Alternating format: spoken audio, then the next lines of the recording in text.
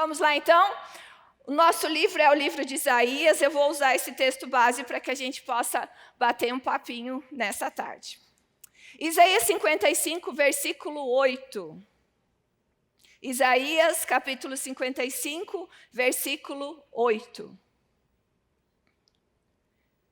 Porque os meus pensamentos não são os pensamentos de vocês, nem os seus caminhos são os meus caminhos, declara o Senhor. Você já se perguntou por que algumas coisas acontecem de forma tão diferente? Porque muitas vezes eu e você temos planos, temos projetos, muitas vezes entramos diante do Senhor nos nossos momentos de oração e parece que as coisas vão acontecer de uma forma tão rápida, conforme nós planejamos, conforme nós oramos, conforme nós clamamos, conforme nós derramamos as nossas lágrimas.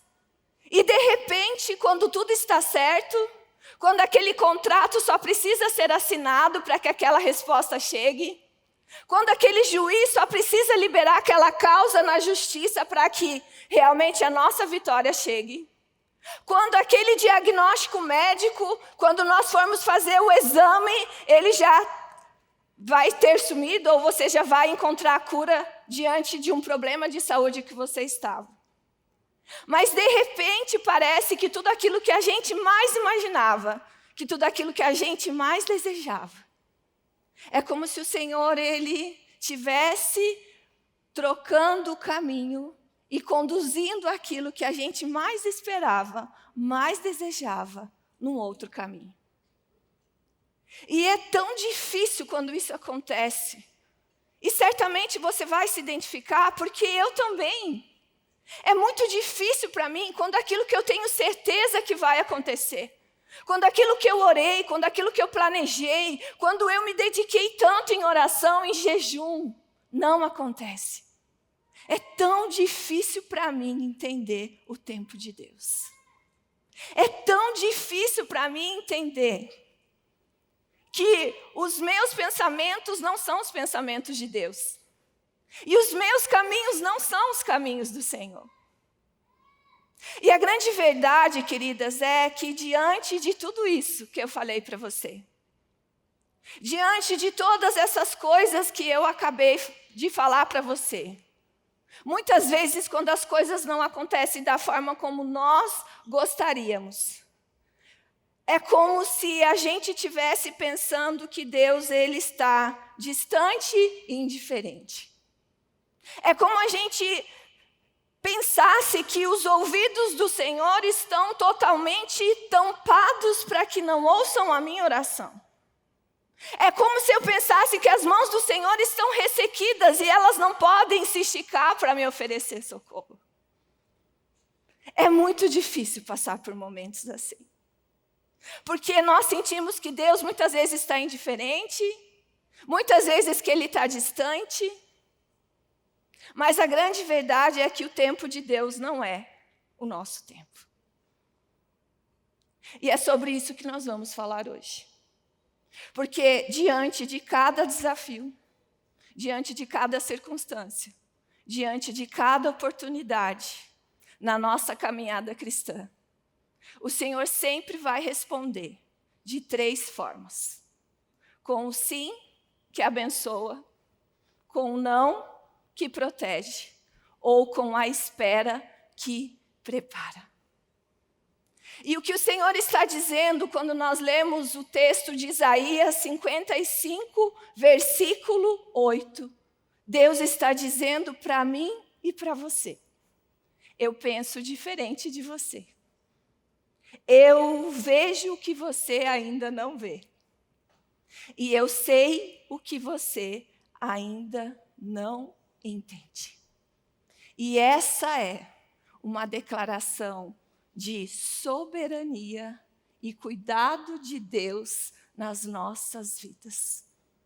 E qual que é a nossa parte diante de todas essas coisas? A nossa parte sempre vai ser confiar, entender e tentar discernir o tempo de Deus em cada situação, em cada circunstância e em cada oportunidade, com as 3 respostas que ele vai dar: o sim que abençoa, o não que protege e a espera que prepara. Amém? E a primeira coisa que eu quero falar é o sim que abençoa. Eu queria que você abrisse a sua Bíblia ou ligasse ela no livro de Lucas, capítulo 1.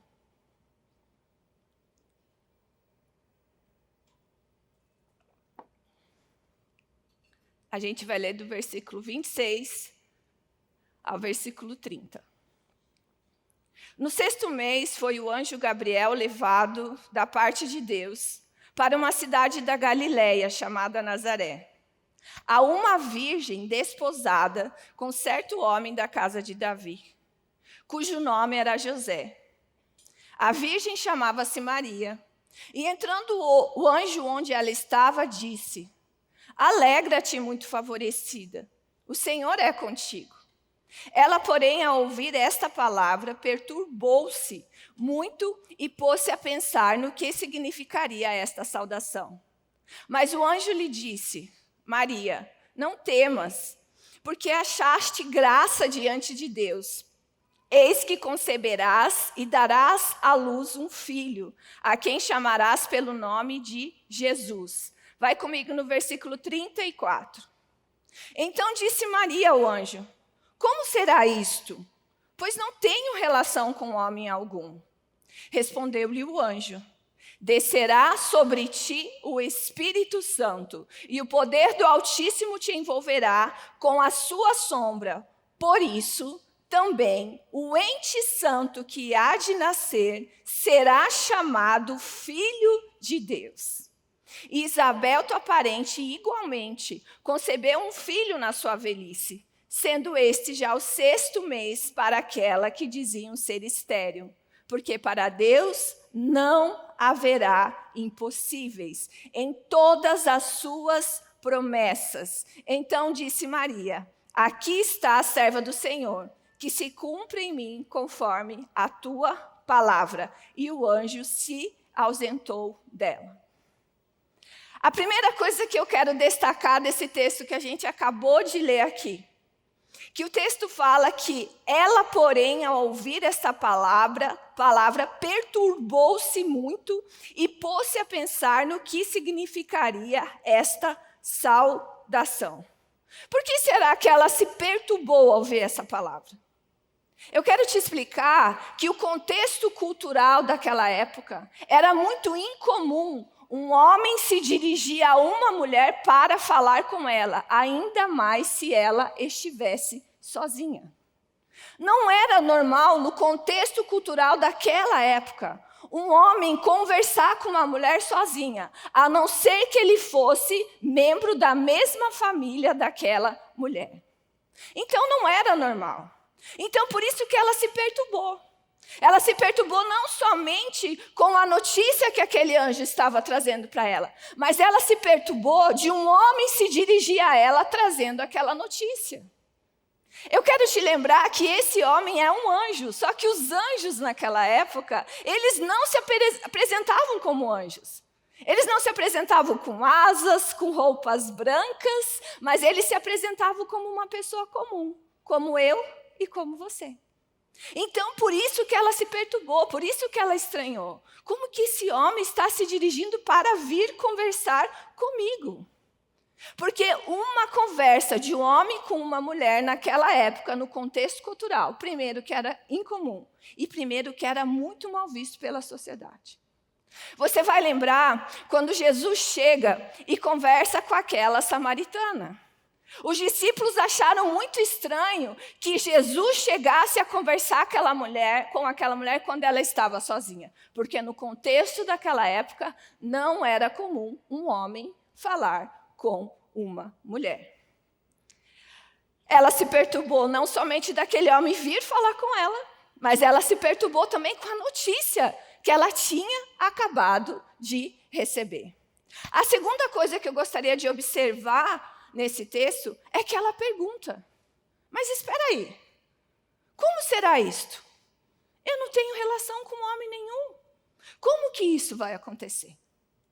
Quando nós lemos no texto, nós podemos nos certificar que o anjo olha para ela e fala assim: Maria, deixa eu te falar uma coisa.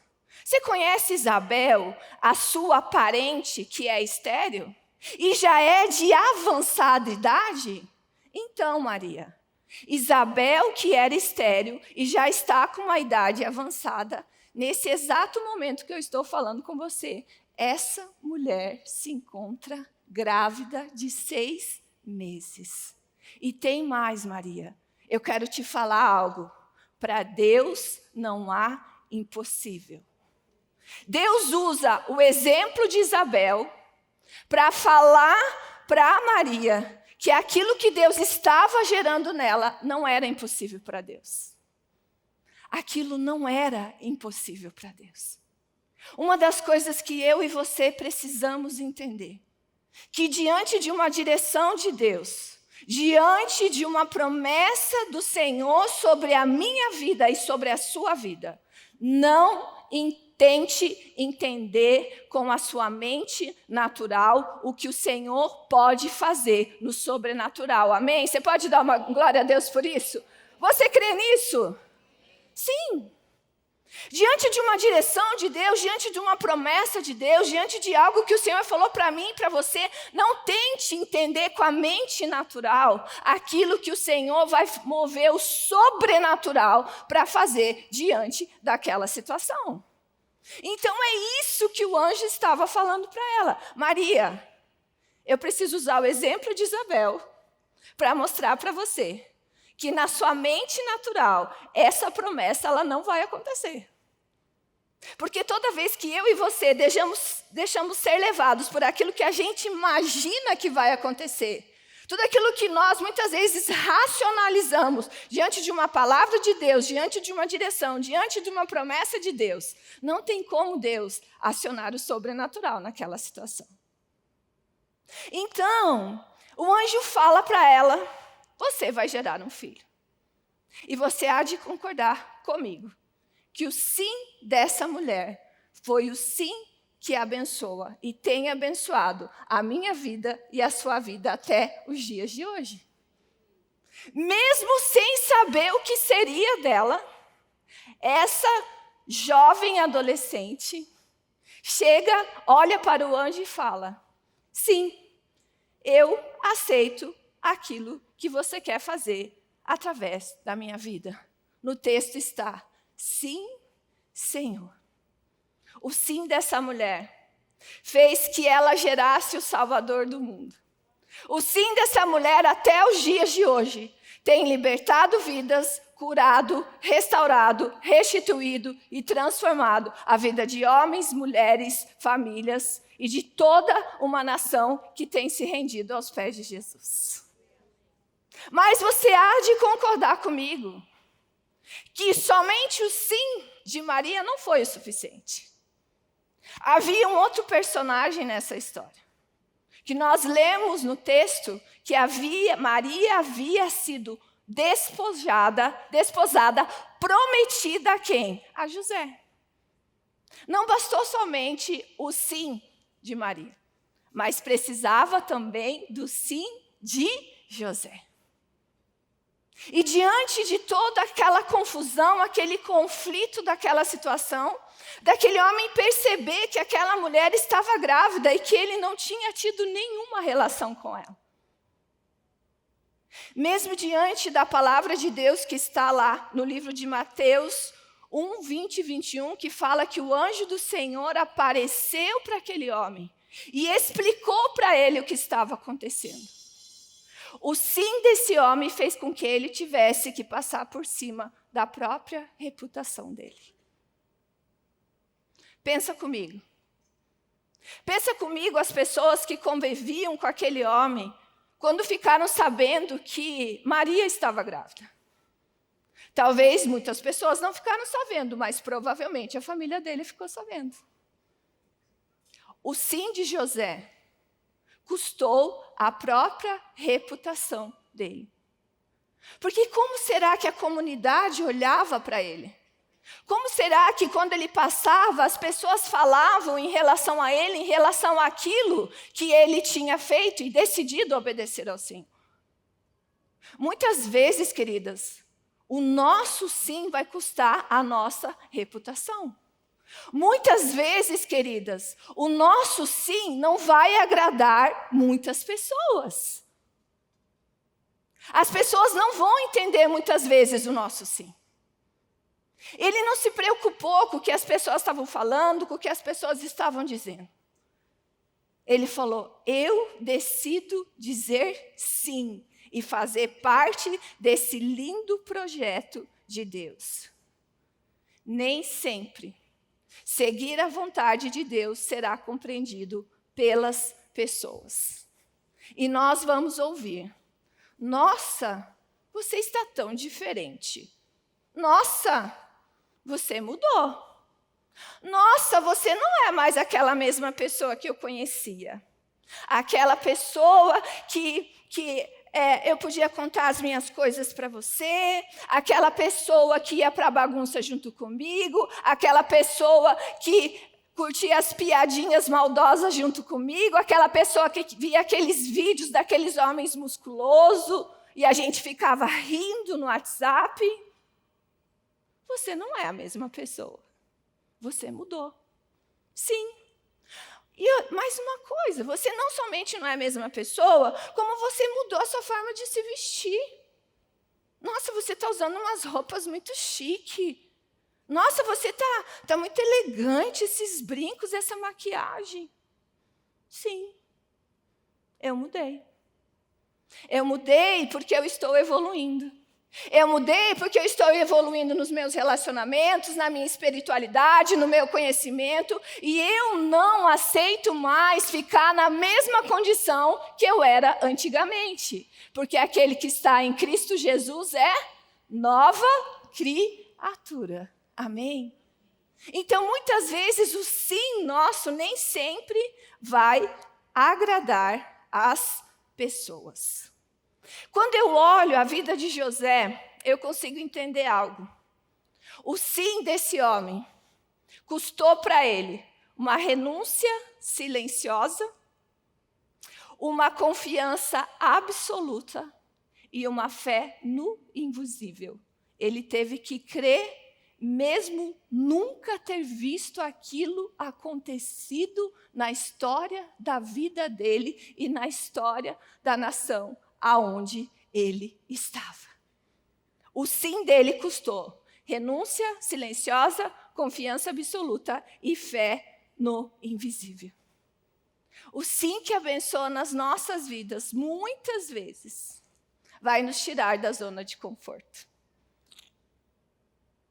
Muitas vezes eu e você, nós seremos tiradas da nossa zona de conforto, porque o Senhor tem algo maior para fazer em nós e através de nós. O sim que abençoa vai nos tirar da zona de conforto para que eu e você possamos começar algo novo. Que Deus tem falado conosco nos nossos corações há tanto tempo. Que Ele tem ministrado as nossas vidas há tanto tempo. E Ele fala: filha, sai dessa sua zona de conforto. Sai do seu medo, sai da rejeição, sai do seu senso de inadequação quando você está perto das pessoas e se abra, porque eu tenho algo novo para fazer em você e através de você. O sim que abençoa, para que a gente possa atender o chamado que Deus tem nas nossas vidas. Essa semana nós estávamos falando isso. Eu, as pastoras e a diaconisa, a gente teve uma reunião e eu estava falando isso para elas. Todas nós temos um chamado de Deus. Todas nós fomos chamadas para fazer algo. Um chamado para um propósito estabelecido pelo Senhor. E esse propósito na nossa vida, ele passa por uma iluminação progressiva. Talvez a Adriana, há 26 anos atrás, ela não imaginaria que hoje ela estaria aqui. Mas de lá até aqui, é como se a cada degrau que eu fosse subindo, A cada vez que o Senhor me permitiu sair da minha zona de conforto e me abrir para o novo de Deus, é como se eu subisse mais um degrau. E essa revelação, subir aquele degrau, agora eu vou trazer uma iluminação para isso que você está vivendo, Adriana. Beleza, está confortável, está tudo bem? Vamos sair da zona de conforto. Agora eu vou levar você para outro degrau. E isso acontece na sua vida também. O chamado de Deus na minha vida e na sua vida é para um propósito. E esse propósito vai passar por uma iluminação progressiva. Conforme nós vamos correspondendo, saindo da nossa zona de conforto, o Senhor nos leva a um próximo degrau. E ali Ele vai capacitar, habilitar, vai dar o conhecimento, vai dar a sabedoria, vai dar o discernimento necessário. Está tudo bem? Está confortável? Bora lá. Como se Deus fizesse assim, ó. Vamos? Bora. Anda. Rápido. Próximo degrau. Está confortável? O próximo degrau. Então, o sim que abençoa, né, na vida de Maria. E o sim que abençoa que Deus espera de mim e de você. O sim que abençoa sempre vai vir acompanhado da graça e da provisão de Deus na nossa vida. Amém? Você pode dizer um amém? Amém. A segunda coisa que nós vamos falar é sobre o não que protege. Abre comigo lá no livro de Atos, capítulo 16, a gente vai ler do versículo 6 ao versículo 10.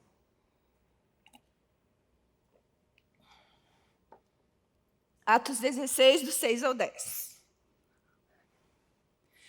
E percorrendo a região frígio-gálata, tendo sido impedidos pelo Espírito Santo de pregar a palavra na Ásia, defrontando Mísia, tentaram ir para a Bitínia. Mas o Espírito de Jesus não o permitiu. E tendo contornado Mísia, desceram a Troade. À noite, sobreveio a Paulo uma visão na qual um varão macedônio estava em pé e lhe rogava, dizendo: passa a Macedônia e ajuda-nos. Assim que teve a visão, imediatamente procuramos partir para aquele destino, incluindo o que Deus nos havia chamado para lhes anunciar o Evangelho. Uma das coisas que a gente precisa entender nesse texto é que Paulo, ele queria fazer uma coisa maravilhosa. Ele queria pregar as boas novas. Ele queria levar o Evangelho para a província da Ásia. Era uma coisa boa, sim ou não? Sim, era uma coisa maravilhosa. Tinha propósito naquilo que Paulo queria fazer, sim ou não? Sim, havia propósito. Mas o texto que a gente acabou de ler fala que ele foi impedido pelo Espírito Santo. E o que isso quer dizer? Mesmo sendo uma coisa boa, mesmo tendo propósito, não era aquele plano que o Senhor tinha para aquele momento. E é nessas horas que nós precisamos entender o não que protege. Diante de algo que está óbvio para mim e para você, diante de algo, de um projeto, diante de um plano, diante de um sonho, diante de um propósito, que muitas vezes está óbvio para mim e para você, para que aconteça naquele exato momento, existe oração, existe jejum, existe propósito, existe palavra. Mas muitas vezes, diante de uma situação dessa, o Senhor vai dizer: não é o tempo. Não é a hora.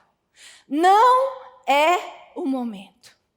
E o não de Deus aqui não quer dizer uma frustração. Não pode soar para mim e para você uma frustração e uma renúncia.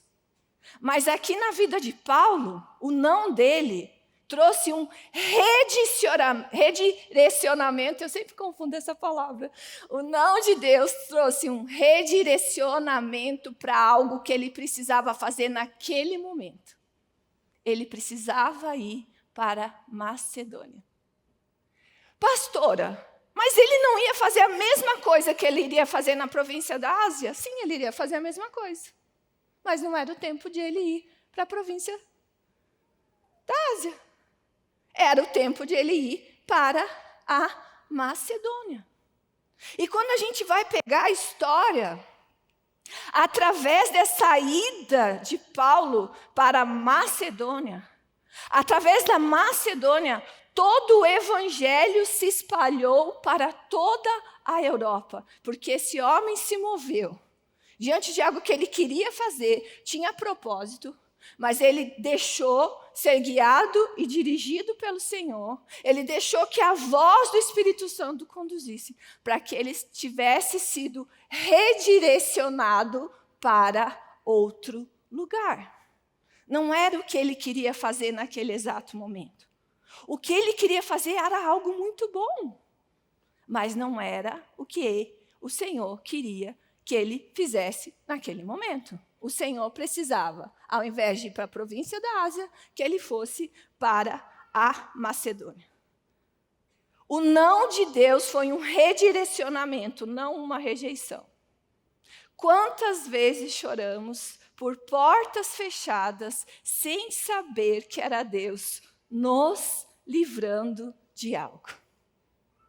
O não que protege não é fracasso. Às vezes é mudança de direção, mudança de rota para as nossas vidas. Amém? Nem toda porta fechada é o fim. Às vezes é Deus te empurrando para o lugar certo. Sim ou não? A porta fechada para a província da Ásia não era o fim. Provavelmente o evangelho chegaria lá, e chegou lá depois. Mas era Deus empurrando ele para o lugar certo, naquele momento, daquilo que precisava acontecer. Quando nós buscamos a direção de Deus, eu e você, precisamos muito mais ouvir a voz dele do que a lógica humana. Ouça muito mais a voz dele do que a sua lógica. Do que aquilo para você não faz sentido naquele momento, o Senhor fechar aquela porta. O Senhor não realizar aquele sonho. O Senhor não fazer com que aquela promessa se cumpra de uma forma tão rápida. E diante de um não de Deus, eu preciso dizer para vocês, queridas, diante de um não que protege, eu e você precisamos ouvir a voz de Deus e ter obediência rápida. Porque a obediência rápida libera propósito. Você pode dizer amém?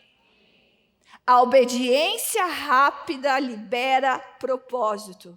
Às vezes estamos esperando ansiosamente a confirmação de algo que Deus já disse para você o que era para ser feito.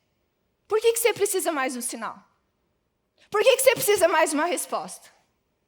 Deus já não confirmou com você? Você já não pediu para Deus confirmar para você através de uma pessoa, através da palavra, através de sonho, através de oração? Ele já confirmou. Então, que resposta você quer? É esperar. É aguardar. É confiar. Porque você já tem a resposta. Mas talvez você não quer esperar.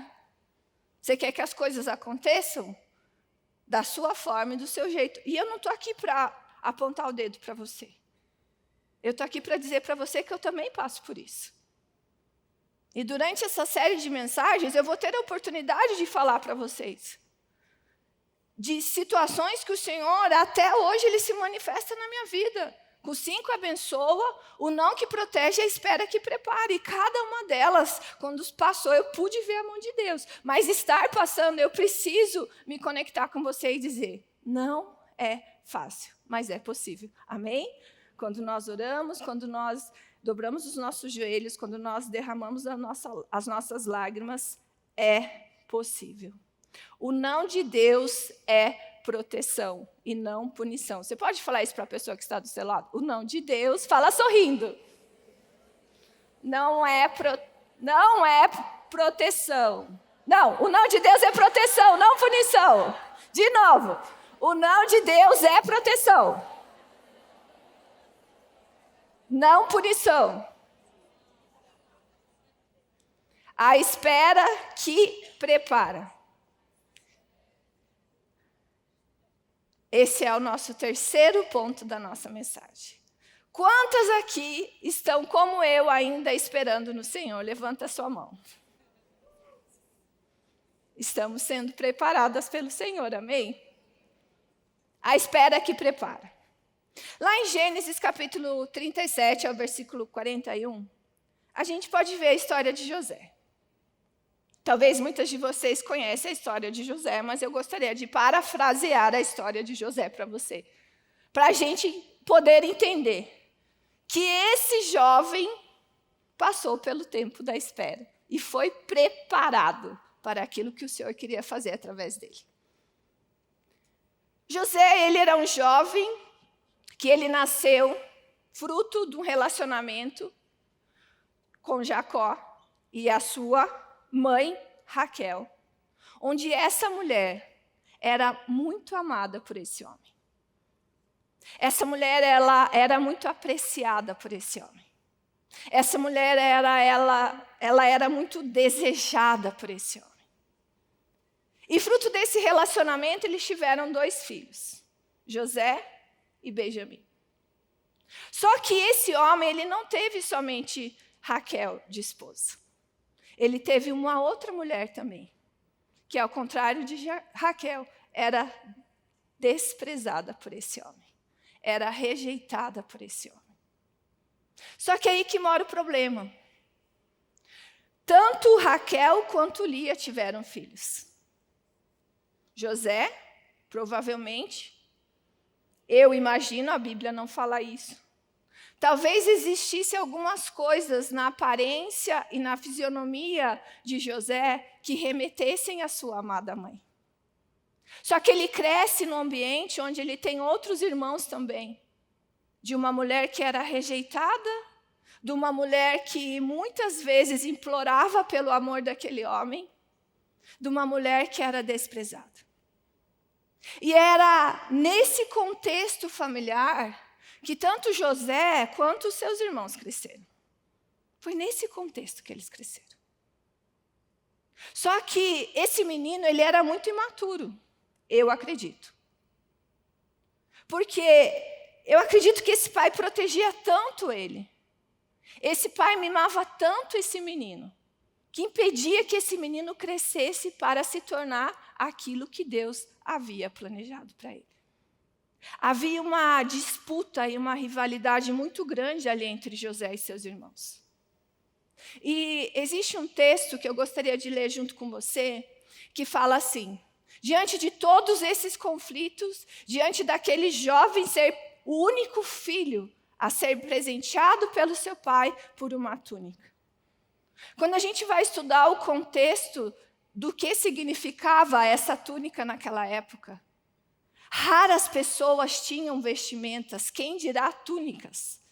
O valor de uma túnica naquele tempo era muito caro. Então imagine os seus irmãos se deparando com a realidade de José ganhando um presente e eles não ganhando nada. Então eles tinham muita raiva de José. Não somente isso, José também era o dedo duro da família. O seu pai, por muitas vezes, quando os seus irmãos iam lá cuidar dos animais, o seu pai falava assim para ele: veja o que os seus irmãos estão fazendo e venha aqui e me conte.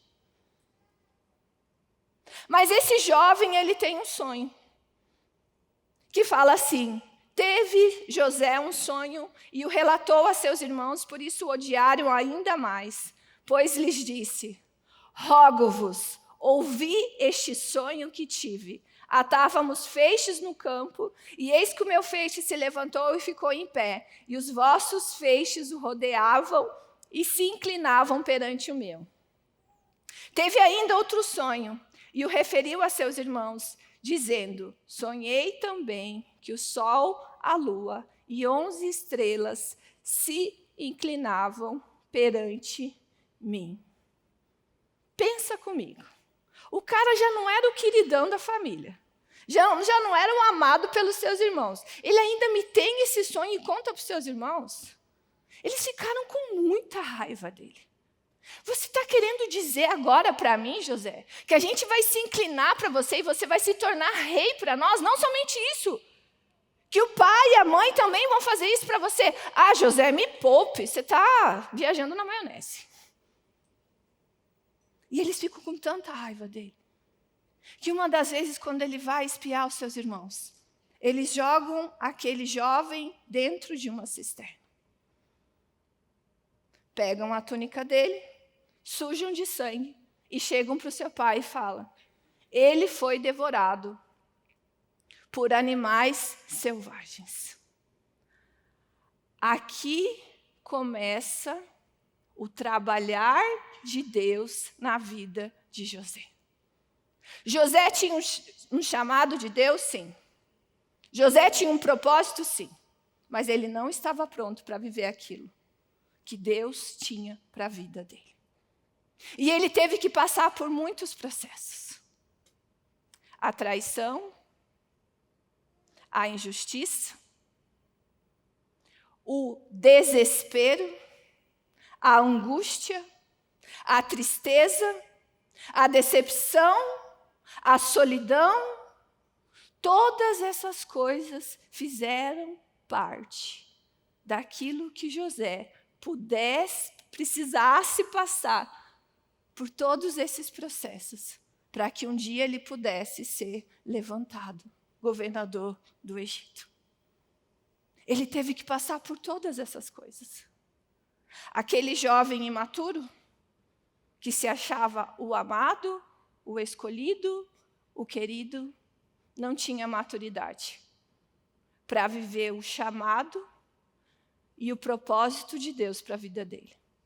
Então, ele precisava passar por todas essas escolas, e cada uma delas ia moldando o caráter desse jovem, para que ele pudesse reconhecer que o lugar aonde o Senhor o colocaria não era por sabedoria humana, não era por conhecimento humano, não era porque ele era escolhido e amado do seu pai, mas Deus precisou tirar ele da sua família para levar ele a viver todos esses processos e todas essas escolas, para que nos momentos de maior solidão ele tivesse a convicção que era somente Deus na vida dele. E quando ele estava no posto mais alto que um homem do Egito poderia chegar, e eu estou resumindo aqui a história de José, ele se depara com o passado dele. Quantas vezes, quando as coisas estão tudo bem na minha vida e na sua vida, o passado tenta nos assombrar novamente. A rejeição, o medo, a angústia, as vozes que no momento de desafio, onde você se posiciona, dizem para você que você não vai conseguir, que você não é capaz e que você não foi escolhida. O passado desse jovem se depara diante dele. Sim, ele já tinha vivido todos os processos, mas havia um que precisava ser concluído na sua vida e resolvido.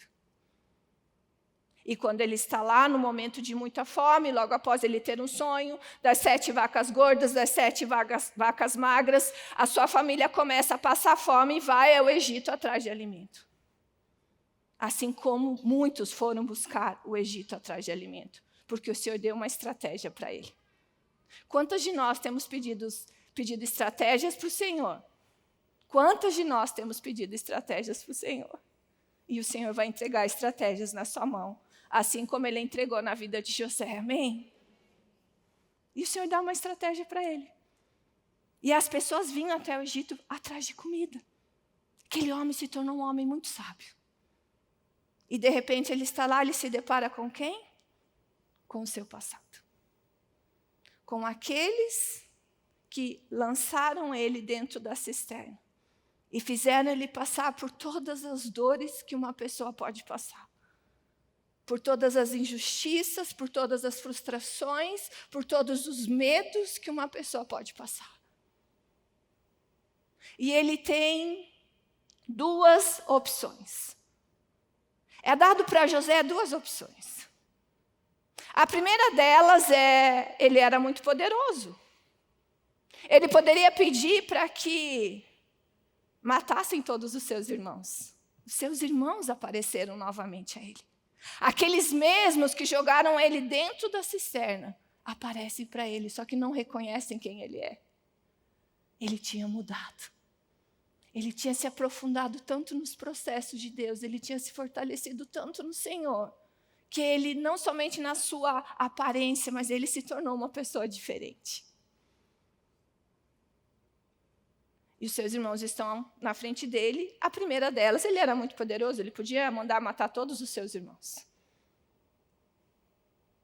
Eu sou poderoso, quer saber? Vou mandar matar tudo isso, olha o que eles fizeram comigo.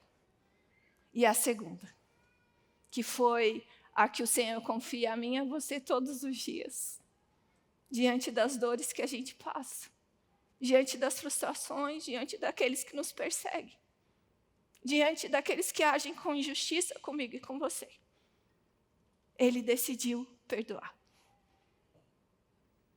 E porque ele perdoou, ele pôde salvar não somente os seus irmãos, mas toda a sua família. E abençoar toda a sua família.